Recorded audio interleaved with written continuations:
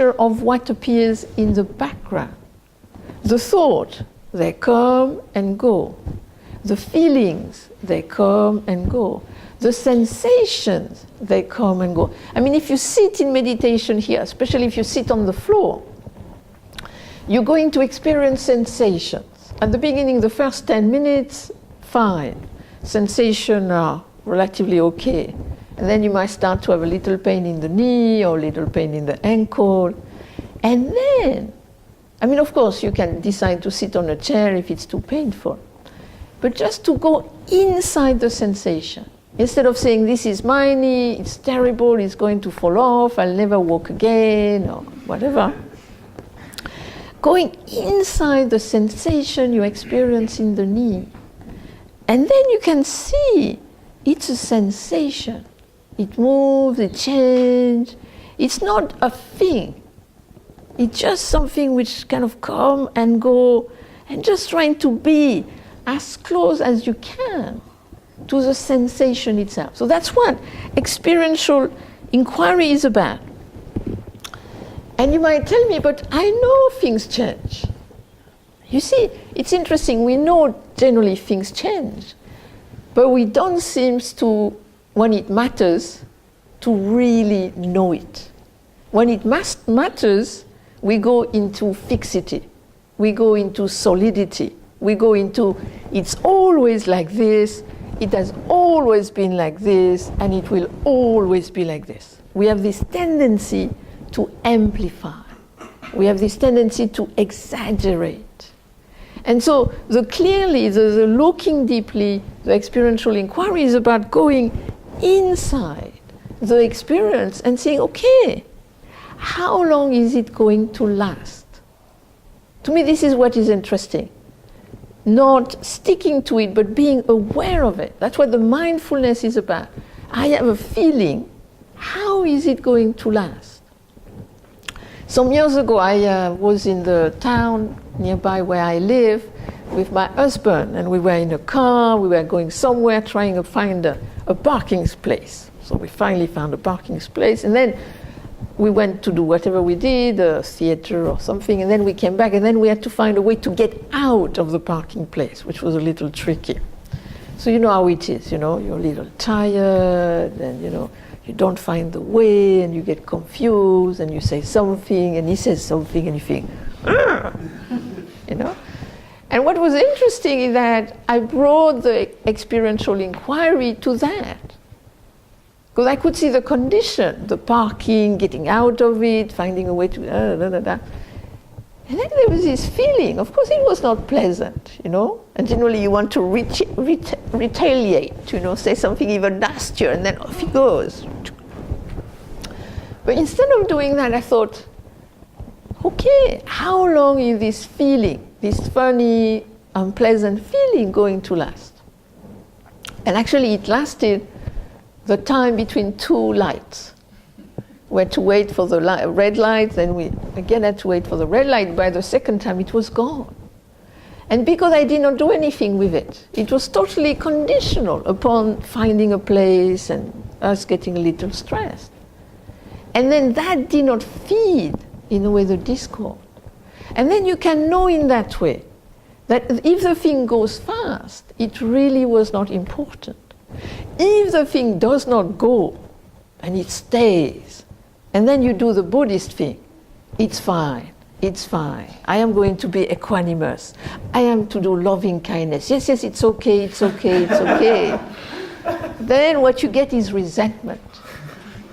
So the experiential inquiry doesn't mean, we must be sitting on things, but more that we accompany the thing with awareness. And then we see, it's gone. Like my itch on the cheek, it was not a full-blown eczema attack, so I don't have to worry about it. But once I was in South Africa, and I wake up and it's so hot and it's so burning, and so I thought, let's see how long it lasts. And by the third day, I thought, I have to do something about this. So I went to the doctor, and he gave me an injection because I was going to get this kind of something in cascade, whatnot. So it's kind of, in a way, we can see if it just comes and it goes, it's really not important. If it stays, then how can I creatively engage with it? To me, this is in a way the cultivation of the focusing, the concentration, help us to be more calm and spacious, so that we can start to see more clearly what is going on. And then the experiential inquiry helps us to see, do I have to do something about this or not? How can I creatively engage with this? And then we can talk more about this later on in the afternoon or in the discussion. So that's what I wanted to say for this morning in terms of what we're going to do. Is that we are going to do sitting and walking meditation. So when we do the sitting meditation, I would recommend to have an object to anchor on. So a lot of people have the breath as an object. So if you want to focus on the breath, please do that. You can focus on the breath either by focusing on the nostril or focusing in the abdomen, expanding, contracting, or you can wait for the whole breath to happen and just be in the rhythm of the breath. Or if you like to do body scanning, which is a very good method, which is to go slowly through the body and just being aware of the sensations in the body, but without commenting, judging, just being aware of the sensation, how they arise, they pass away. Or you can do listening to sound. This is a very nice meditation, especially on such a day. You can kind of just to open to the sound. So this is not a listing. You're not listing all the sound. You're not scanning for the sound, but you go in receptive mode of just waiting for the sound to happen. So you just let the sound come to you. And you're just aware of them as they appear, as they disappear.